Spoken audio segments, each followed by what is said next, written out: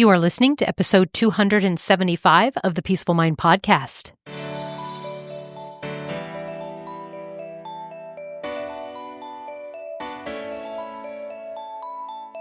Welcome to the Peaceful Mind Podcast, a place for creating the peace of mind you need to be the best mom you are created by God to be. If you want to bring more balance, more joy, and more peace to your motherhood, this is the place for you. I'm your host, certified life coach and Catholic mom, Danielle Tino. In the name of the Father, of the Son, and of the Holy Spirit, let's get started. Hello, everyone. You are in for a treat today as we continue my expert series for this month. This episode features a returning guest, interview with professional home organizer Tracy Hoth. There is so much practical wisdom that is coming from this episode today. I know you will enjoy it. I hope you take action and take some steps, no matter how small, as you will see we talk about in the episode, to create the peaceful home as decluttered and organized as you want it to be, giving yourself grace for where you are in this stage of motherhood. But I don't want to wait any longer because it's so good. And I hope you enjoy the episode. Let me know and share this with anyone else who you think might benefit from having a more peaceful home. We're ready to dive in. Here's my interview with Tracy Hoth, and be sure to visit the show notes of this episode to get any necessary links to find out how you can get further information on Tracy and about other resources that were mentioned on the podcast today. Okay, here we go. Welcome back to the podcast, everyone. As we continue my expert series this week, I have Tracy, and she's been on the podcast before, but I'm so excited to be able to help you have a more peaceful home because she is a professional organizer. And hello, welcome, Tracy. Thanks, Danielle. So glad to be here to talk about organizing. I know, and you are my first in all of these episodes on the podcast to ever have to come back again to Yay! Yeah, because I know I've been on several times on your podcast, so I'm glad to have you back. And for anybody who wants to go check that last one out, it's episode 189. It's called The 5 Steps to Organize Anything. Yes. So today, first, just start out, Tracy. Remind for those who didn't listen to the last one, just tell me a little bit about who you are, how you became professional organizer, and let's just start there. Yes. So I have been a professional organizer for 17 years. And in 2018, I got life coach certified. So I'm one that takes the mindset part of it and combines it with practical because I love the practical stuff. I want someone to tell me what to do. And so I combine the two of those. But back when my kids were about to start school, when my final one was about to start school, I just said, I want to be able to do something. And I started helping friends and I started taking pictures and telling people and speaking on the topic. And that's what I've done ever since. I love it. And just for you all to know, Tracy is one of my personal life coaches.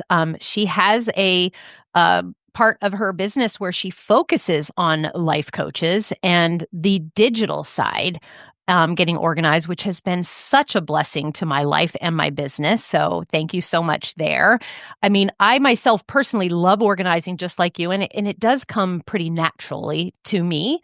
But the digital side did not as much, or I've just loved the guidance there.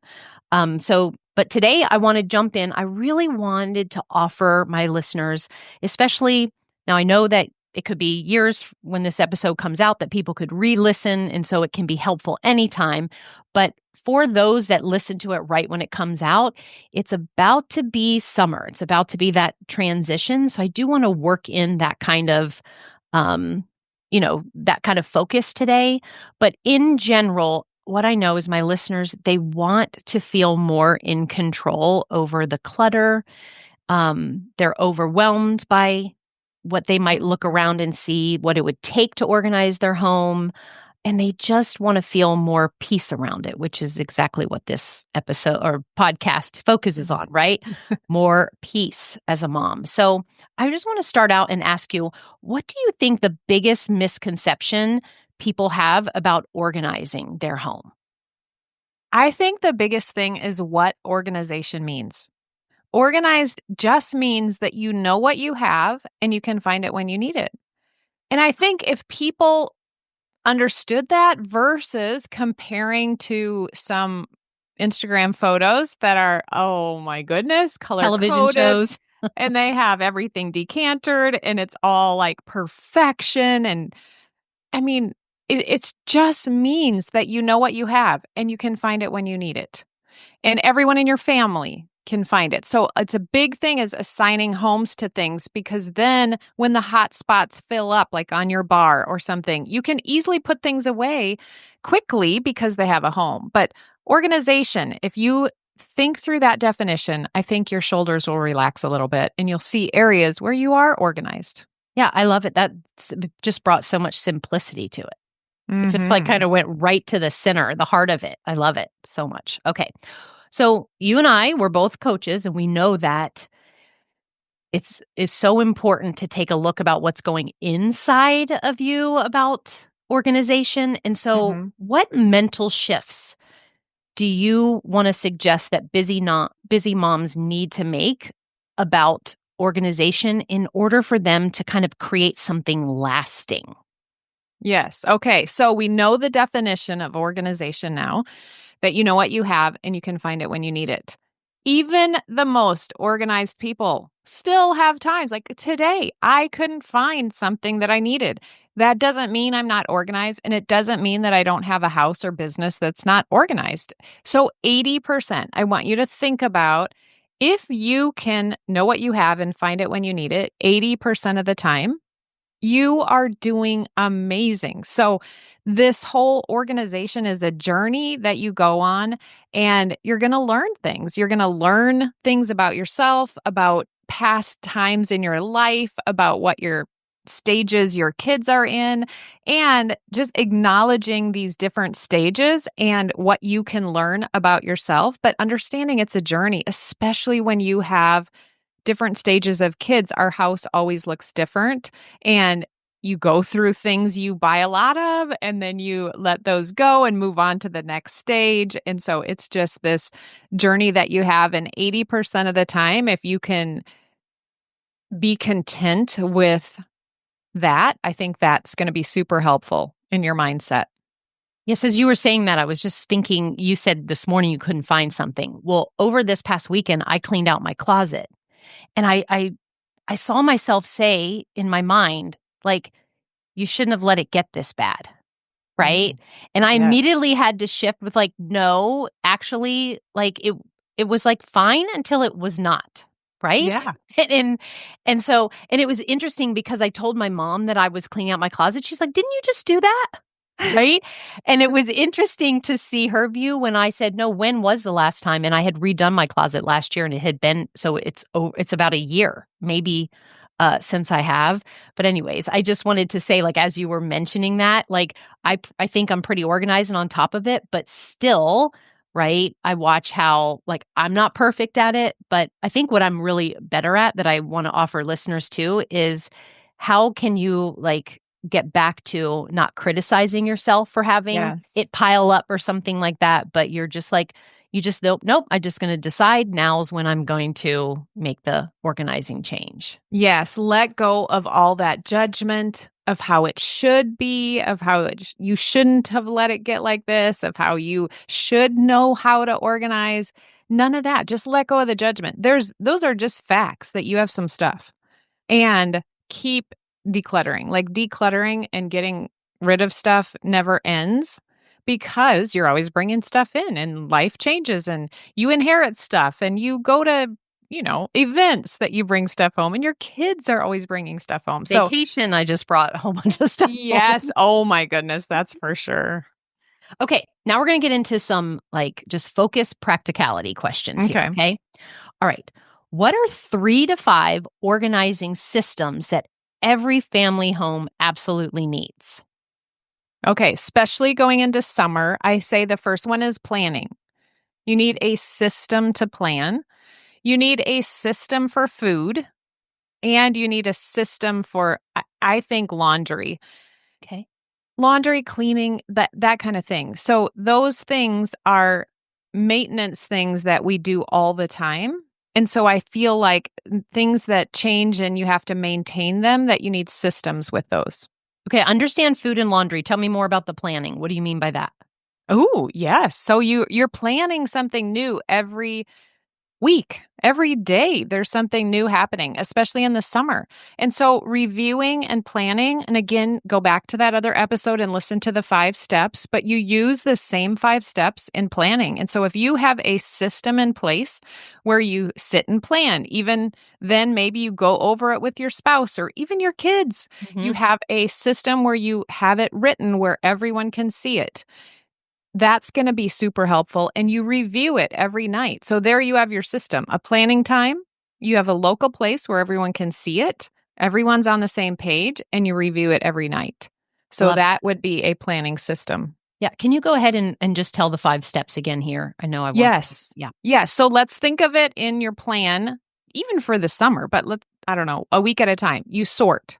So all that overwhelm is in your head. And I like to think, I heard this recently, that overwhelm just thinks that you aren't capable of doing something with it or about it all. Good. Isn't that so good? Yes. So it you does. think about that, the Yeah. clutter in your house like that, but then also just all the stuff you have going on. So sort it, get it all out of your head. And when I'm sorting time, like activity stuff, I put it in categories like calls I need to make, computer stuff I need to do, kids' activities, work stuff. Like just start sorting it out, and thoughts, because you're going to have a lot of thoughts that might be in there too.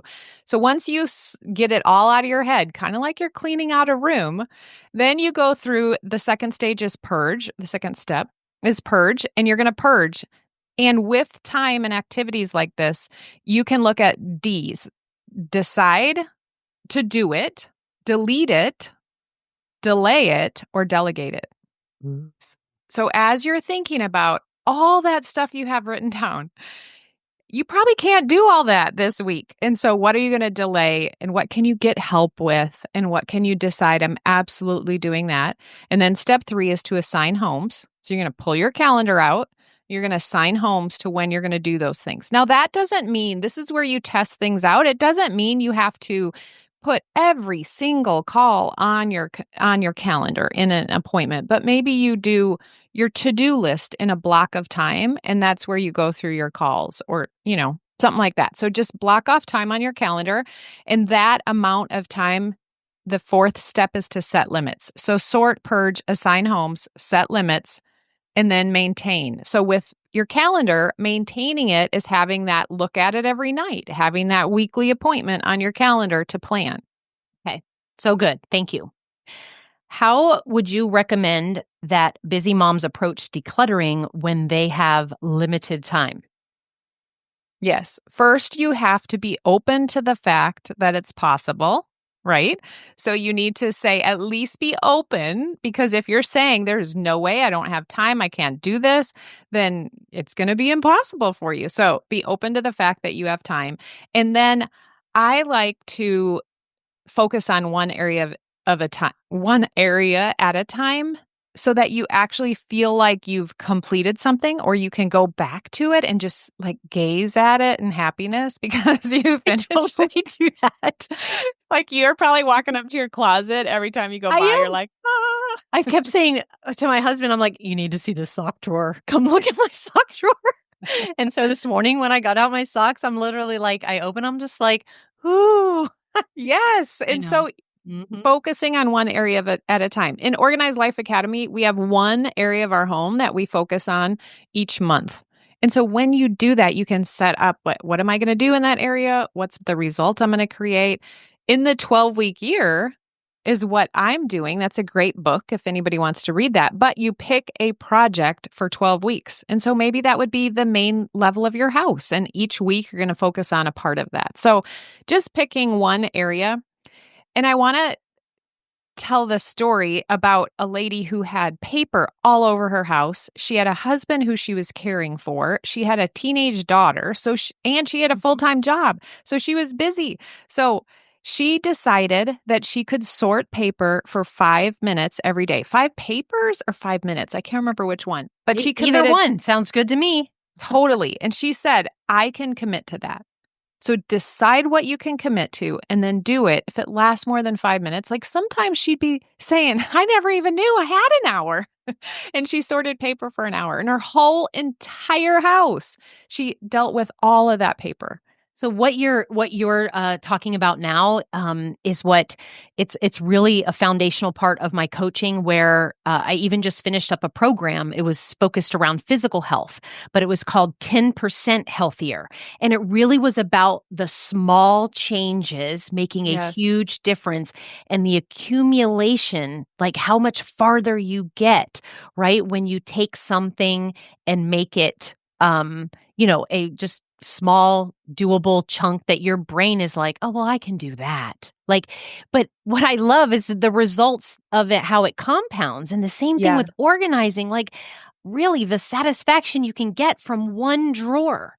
Yes. Right? And I think oftentimes people think like, well, if I can't have my whole house organized, then why even try? Or it's just going to get messed up again from the kids tomorrow. And so they set themselves up for defeat. Whereas I know that there's an area, something where the kids won't go to and mess up, and like do that first. And then what other small thing can you do? And just like your example of your client, then before you know it, they'll look back, they're like, wow, look at all that. I cleaned out this and this and this. And then it feels amazing, right? Yes. And so it is that where they think they putting one thing in a donate bag out in the garage isn't going to make a difference. Well, if you say that at the end of the year and you've donated 365 things, that's huge. So don't, like you're saying, I just want to remind people, don't discount 5 minutes.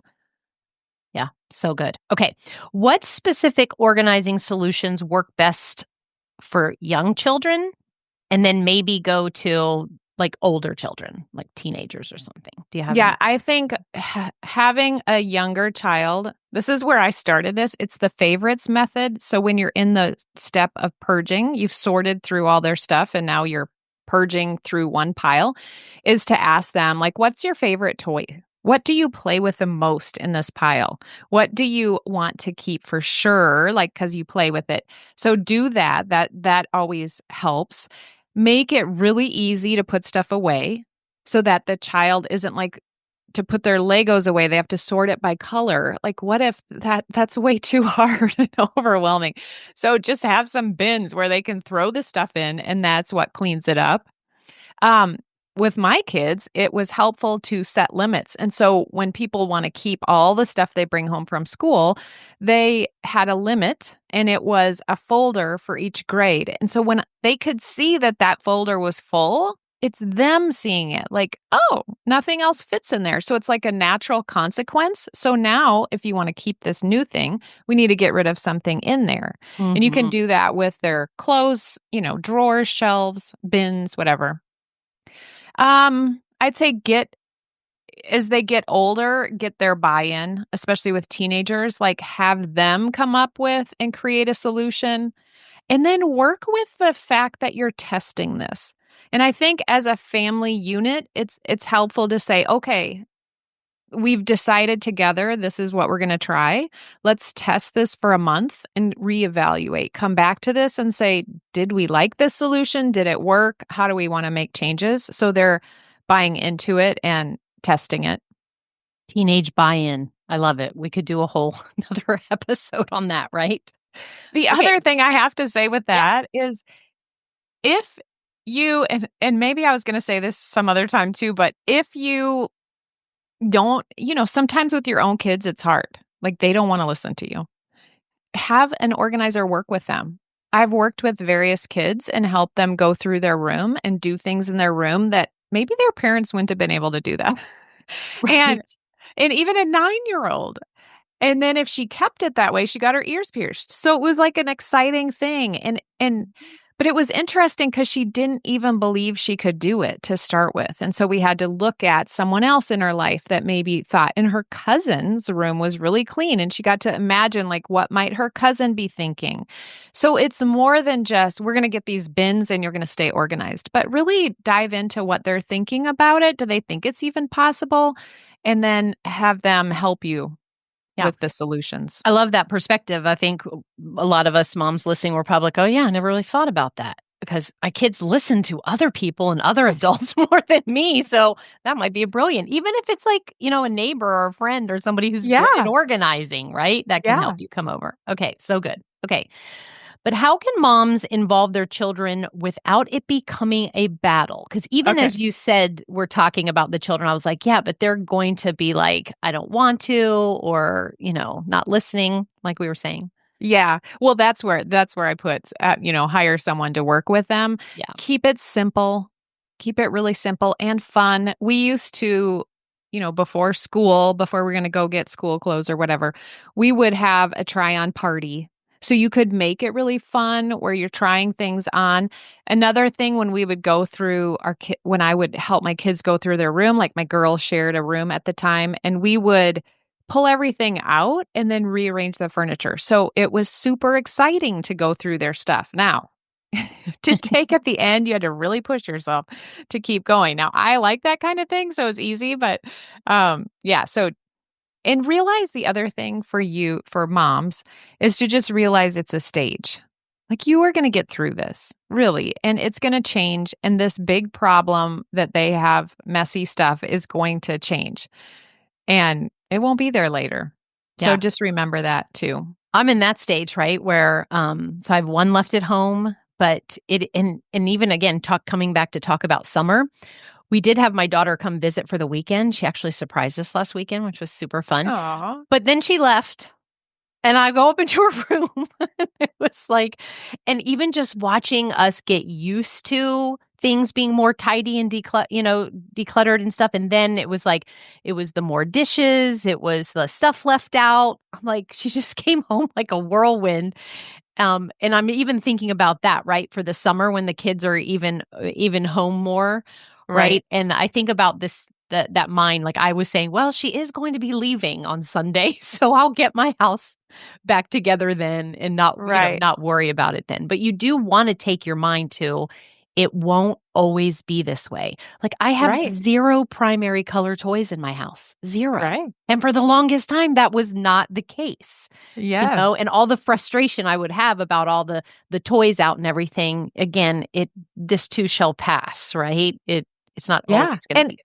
And in that moment, you're having amazing memories and you're making some really fun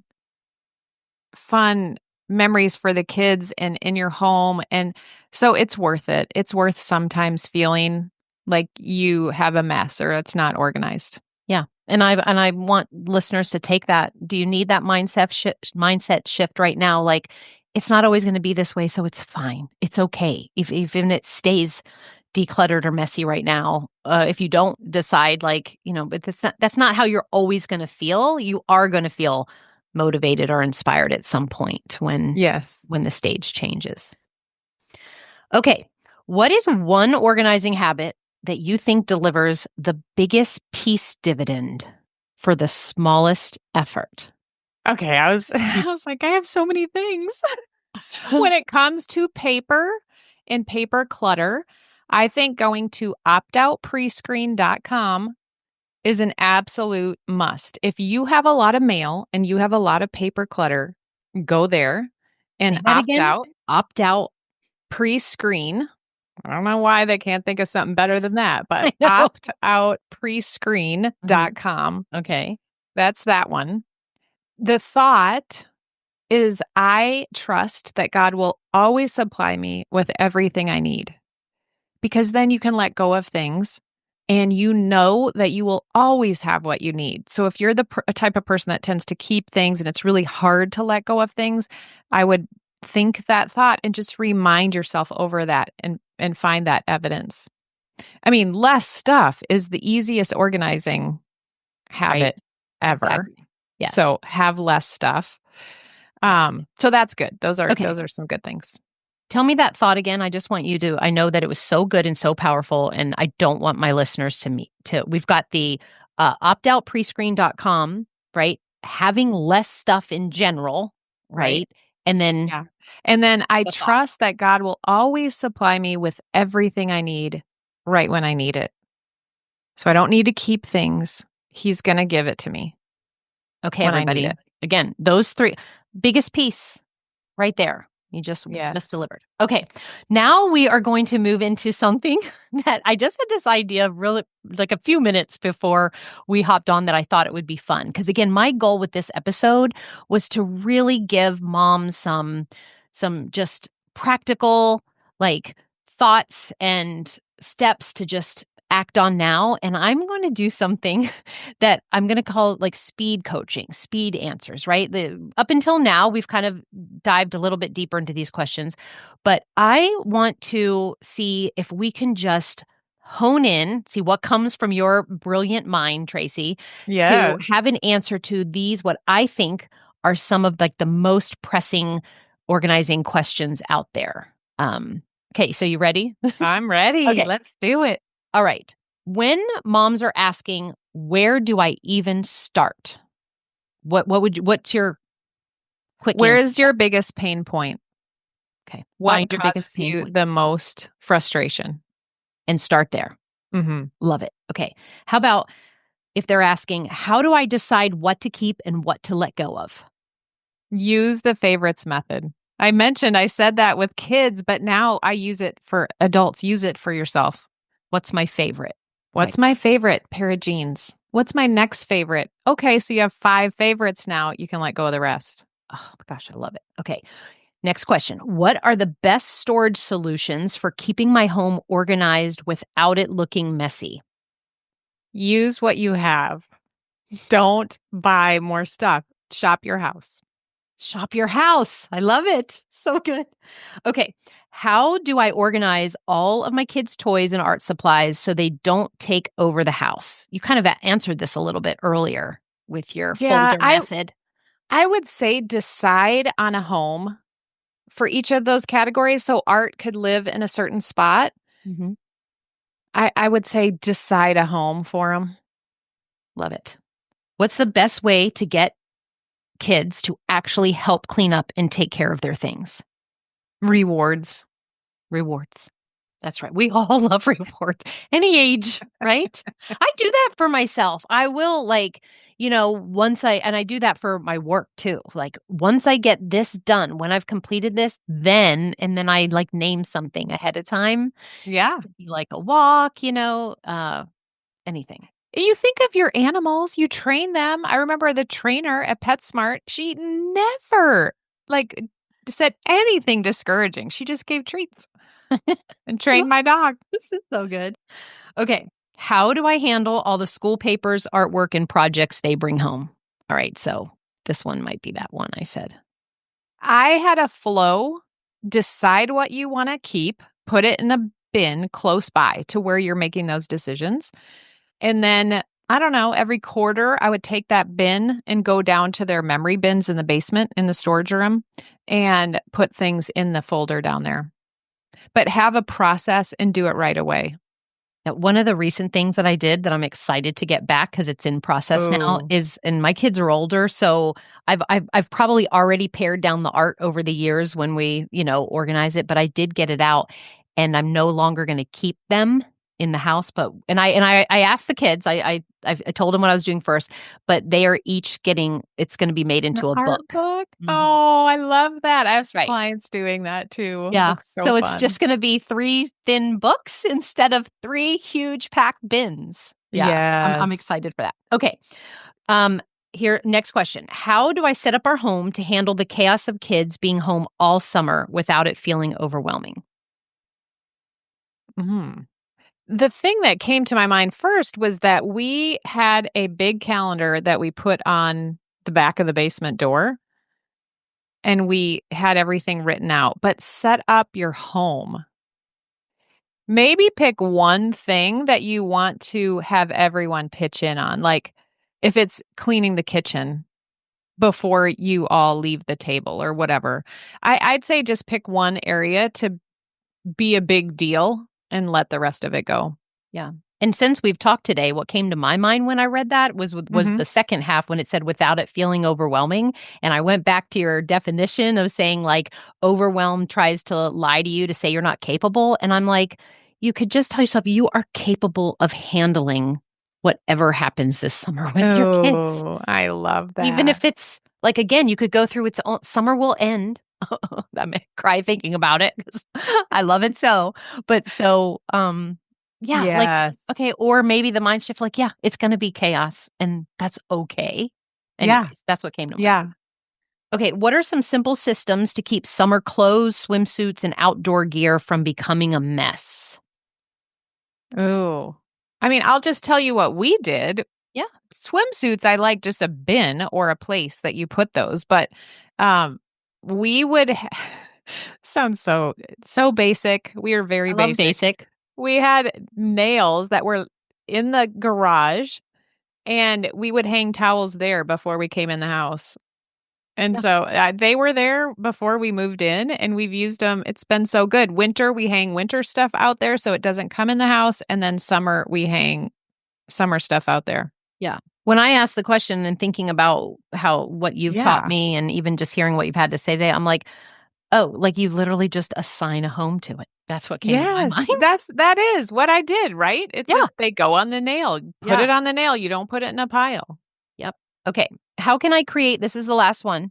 Next to the last one. How can I create a daily routine of organization systems that keep the house in order when we're all at home more? This might be kind of like the same repetitive. I mean, I would say start with one. We're working on implementing routines in our Organized Life Academy. And if we make a routine, let's look at our routine and we have 5 steps. So you're looking at your summer day and you have 5 steps. Just start with one for the first week and just do that one thing. And if you do anything over that, it's like frosting on the cake.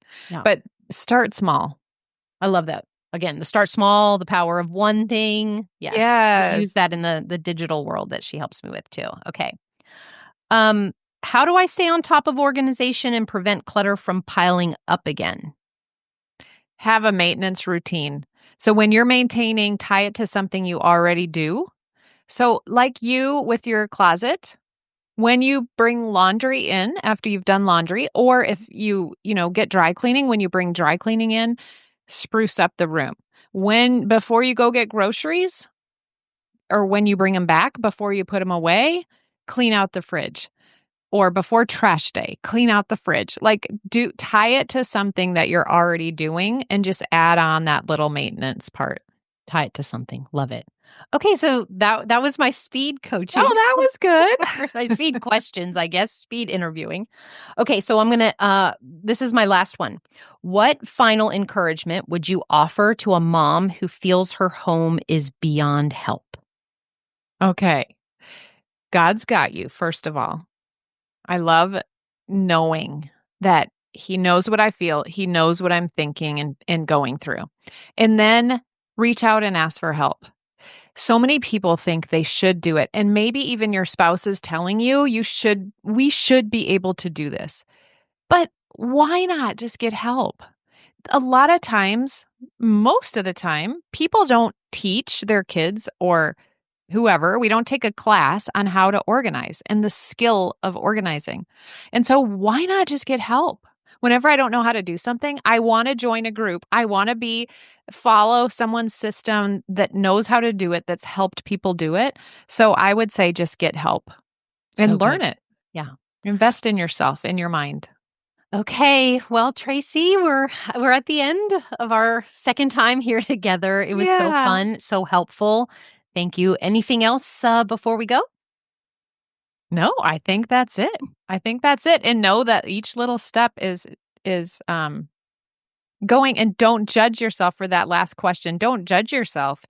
Don't add that layer of judgment on. It's just neutral. You have some stuff in your house. I know that a mom really needed to hear that today. So again, thank you, Tracy. Yeah. Okay, everyone, that is another episode of the Peaceful Mind podcast. And until next week, may peace be with you always. Thank you so much for tuning in to today's episode of the Peaceful Mind podcast. If you found value in today's episode, I'd be so grateful if you could subscribe and leave a review. It not only supports the podcast, but ensures you don't miss out on future episodes packed with insights and tools to create peace of mind in your busy mom life. And if you're of the Catholic faith like me or any Christian mom seeking to feel better in any area of your life and to show up more calm, connected, and confident, I can help. Become an empowered mom who knows how to bring about the changes you desire, no matter the circumstances. Whether you need one-on-one guidance to get there, prefer a group coaching program with like-minded women, or a self-study course, I've got you covered. Explore my private one-on-one packages, join my Busy to Balance group life coaching program, or delve into my signature course, Divine Time. To find out which path is right for you, let's meet and see what's the best fit. Schedule a free call with me at danielleteenel.com or send me a direct message on Facebook or Instagram at Danielle Teenel Coaching. And also, don't forget to get your copy of my book, The Cyclone Mom Method, How to Call on Your God-Given Power to Remain Calm, in Control, and Confident as a Busy Mom. Dive into the digital and bonus audio version when you go to book.danielleteenel.com/new-book. You'll find all the details in the show notes too. Until next time, peace be with you always.